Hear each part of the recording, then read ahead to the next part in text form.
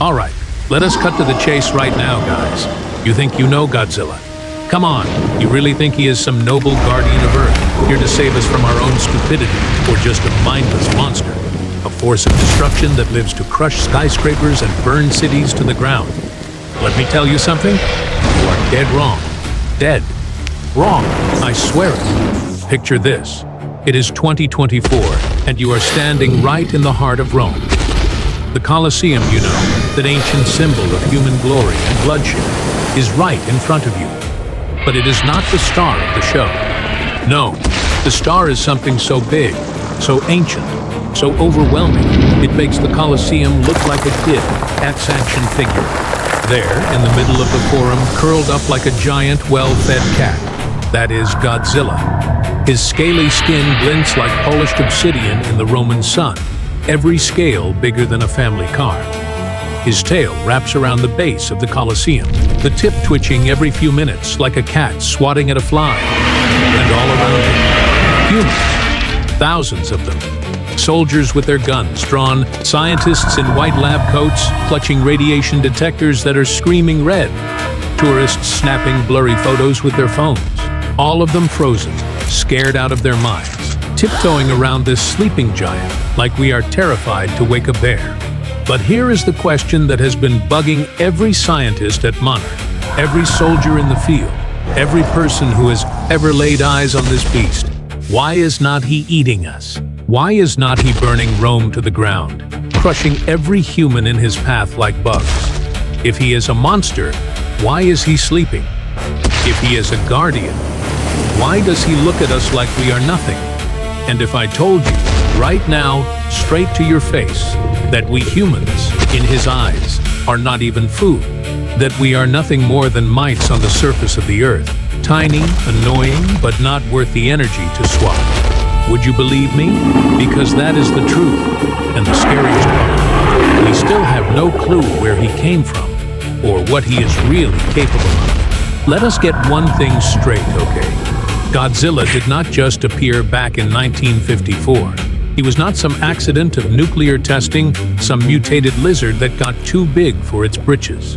Godzilla has been here longer than humans, longer than dinosaurs, longer than the continents themselves. And where did he come from?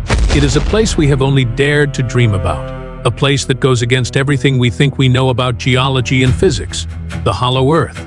You have heard the theories. Guys, come on, you know what I am talking about. The Earth is not a solid ball of rock. It is a hollow shell with a huge, unexplored world hidden inside. A world full of weird creatures, ancient civilizations, and energy sources we cannot even wrap our heads around. Well, forget the theories. Monarch has got proof. Back in 2019, a team of explorers descended into a massive chasm in Antarctica, a crack in the crust of Earth, crust so deep it goes all the way to the core. And what did they find? A world unlike anything we have ever seen, a world where gravity works backwards. Rocks float in mid-air, rivers of liquid magma flow upward instead of downward. The sky is a glowing canopy of bioluminescent crystals that cast this otherworldly blue. Green light over everything. And right at the center of this world, hidden beneath a mountain of glowing crystal that pulses with nuclear energy, that is Godzilla. Is Lair. It is not a cave, not a den. It is a temple, an ancient alien structure built by a civilization that lived millions of years ago. A civilization that worshipped Godzilla like a god. The walls are covered in carvings of creatures we have never seen. Giant moths with wings like stained glass. Sea serpents that can wrap around entire continents. And Godzilla himself, standing tall, surrounded by smaller, weaker versions of himself. Like a king with his court, the air is thick with radiation, so dense a human would drop dead within seconds of breathing it in. But to Godzilla, it is like oxygen, like a warm cup of coffee in the morning. The floor is covered in a thick layer of ash, but not ash from fire. Ash from the remains of other titans, creatures that tried to challenge Godzilla's throne and paid the ultimate price. But here is the kicker. This lair is a death trap for every living thing, except Godzilla. The pressure here is so intense, it would crush a nuclear submarine like a soda can. The radiation levels are higher than the core of a melting nuclear reactor. The temperature is hot enough to melt steel. So how does a creature that size, over 300 feet tall and weighing over 100,000 tons, survive in an environment where even our most advanced technology cannot last 5 minutes? How does he eat, breathe? How does he keep that massive body, that unstoppable strength? The answer is not just in where he came from. It is in what he is. And trust me, it is scarier than you could ever imagine. Let us talk biology, not the boring textbook stuff. Real, mind-blowing. This cannot be real biology. Because Godzilla is not just some monster, guys. He is a walking, breathing, biological nuclear reactor. And his body, it is a masterpiece of evolution, built to thrive in the most hostile environments you can think of. Let us start with his stomach, if you can even call it that. It is not a regular stomach, the kind that digests food and turns it into energy. No, Godzilla's stomach is a specialized organ called a nuclear sac, a thick, muscular pouch lined with iridium, rich tissue that acts like a radiation sponge. Think of it like a nuclear reactor's core, but instead of using uranium to make energy, it soaks up radiation from the environment, from magma, from radioactive rocks, even from the nuclear weapons we have dropped on him, and turns it into pure, raw power. Here is how it works. When Godzilla is in his lair, surrounded by those radioactive crystals, he opens his mouth and takes a deep breath. The radiation gets sucked into his nuclear sac, where the iridium tissue traps it and breaks it down into energy. That energy then flows through his bloodstream, powering every cell in his body, his muscles, his bones, even his skin. That is why he is so strong.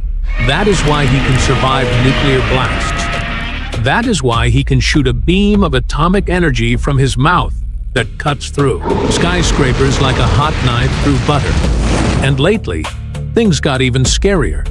Monarch scientists documented a pink evolution in Godzilla after absorbing energy from Tiamat, that titan that controls water and chaos. His power spiked 20 times. His atomic breath is not just blue anymore.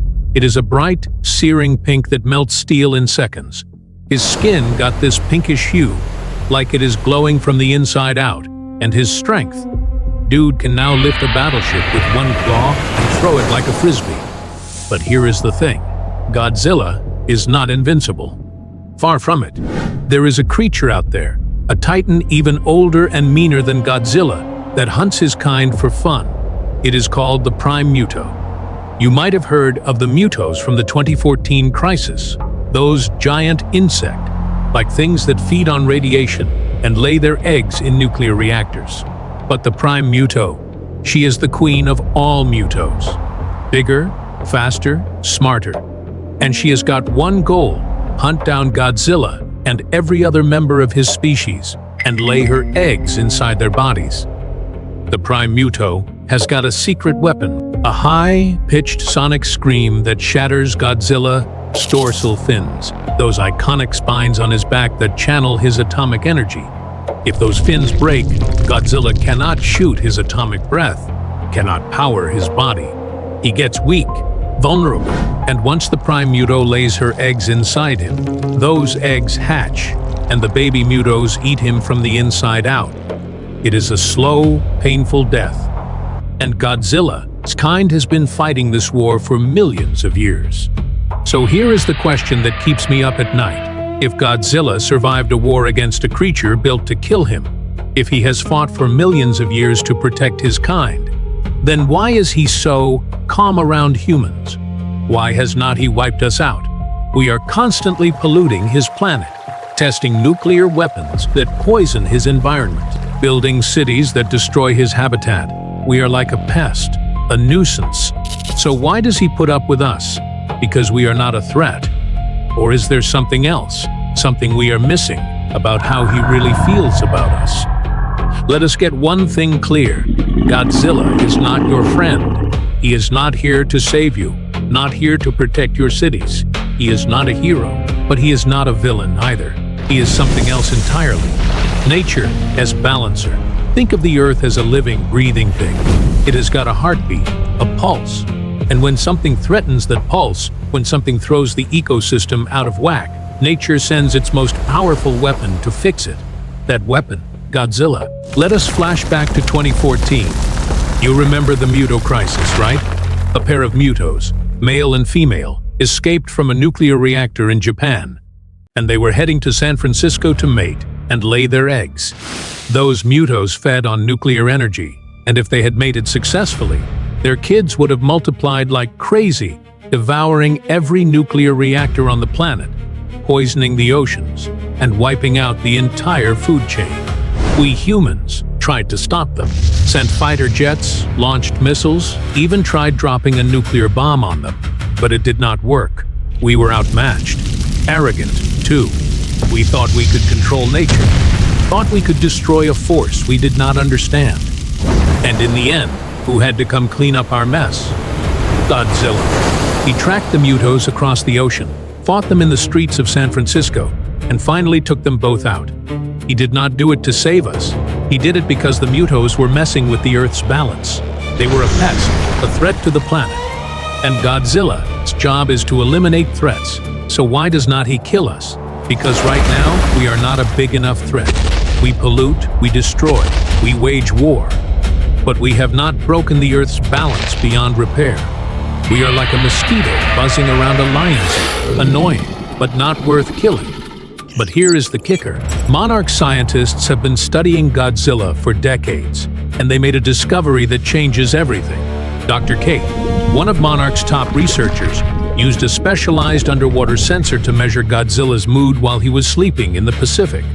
What she found was not anger, was not indifference.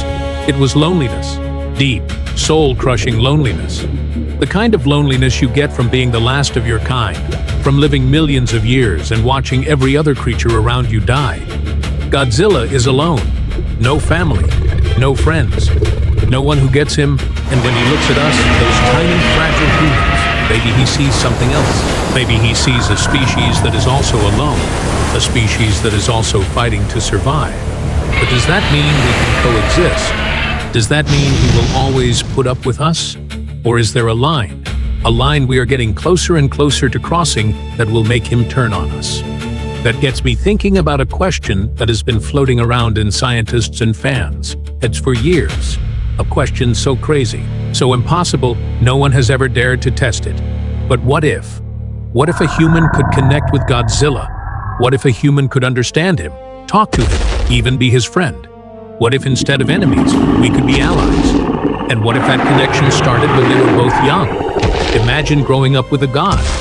Imagine being the only human in the world who knows the truth about Godzilla, that he is not a monster, just a lonely giant. Would you protect him, or would you choose your own kind? That is not just a hypothetical, it is a thought experiment. And it is about to get real. Picture this, you are a kid born in a secret monarch outpost, hidden deep in the mountains of Japan. You never played with toys, never went to a regular school, never had friends your own age, because your best friend, your only friend, is 100 meters tall, with scaly black skin, glowing atomic blue eyes, and dorsal fins that cut through the sky like knives. You were born in that outpost because your parents are monarch scientists, and they are studying Godzilla, this young, newly hatched Godzilla, found wandering the shores of Okinawa after a storm. They built a giant glass enclosure around him, a cage that can take a nuclear blast to keep him safe and to keep him locked up. You grow up watching him, watch him sleep, his chest rising and falling like a stormy sea. Watch him eat, inhaling radiation from the crystals they put in his enclosure. Watch him play, batting a giant metal ball with his tail like a cat. You know his breathing pattern by heart, slow, deep, rhythmic. You know when he is happy his dorsal fins glow soft blue, and when he is mad his eyes turn bright red. You even help your parents with their experiments, just like Dr. Suzuki and Lee Shaw did with the first Godzilla. You put your hand on the glass, and he puts his claw against yours. His claw is bigger than your whole body, but he is gentle, does not hurt you, does not even try. To him, you are not a human. You are the tiny thing that comes to visit every day, the one that talks to him, the one that does not look at him like he is a monster. But then you grow up, and the world changes. The Pentagon finds out about the secret outpost. The generals, tough, unforgiving guys who only see Godzilla as a threat, decide enough is enough. They want to launch a nuclear bomb at the outpost, kill Godzilla before he gets any bigger, before he becomes an unstoppable force. Your parents beg them to stop. Try to explain Godzilla is not a threat, that he is gentle, that you can reason with him. But the generals do not listen. They see a monster, a ticking time bomb, and they are ready to pull the trigger. Now you are stuck with a choice. Do you stand with your own kind, your family, your people, the human race, and let them kill the only friend you have ever had? Or do you stand with Godzilla, the giant, lonely titan who has never hurt you, who trusts you, and try to stop the bomb? You know the truth. You know Godzilla does not want to hurt anyone. You know he is just a creature trying to survive, same as you. So you make a choice. You sneak out of the outpost, run to the glass enclosure, and bang on the glass. Godzilla wakes up, looks at you, his eyes softening. You put your hand on the glass again, and he puts his claw against yours. Then you do something crazy. You climb over the fence, walk toward him. He does not move, does not roar. Just watches you, his amber eyes following every step. You get closer and closer until you are standing right at his feet. You look up, and for the first time you see him clear. His skin is rough, like volcanic rock. His breath is hot, like steam from a volcano. And his eyes, those amber eyes, are not filled with anger, are not filled with indifference. They are filled with something else, something you cannot quite name. Something that makes you realize he is not looking at a bug, not looking at a human. He is looking at, let us wrap this up, guys. Godzilla does not need us. He has been here for millions of years, long before we walked the Earth, and he will be here long after we are gone.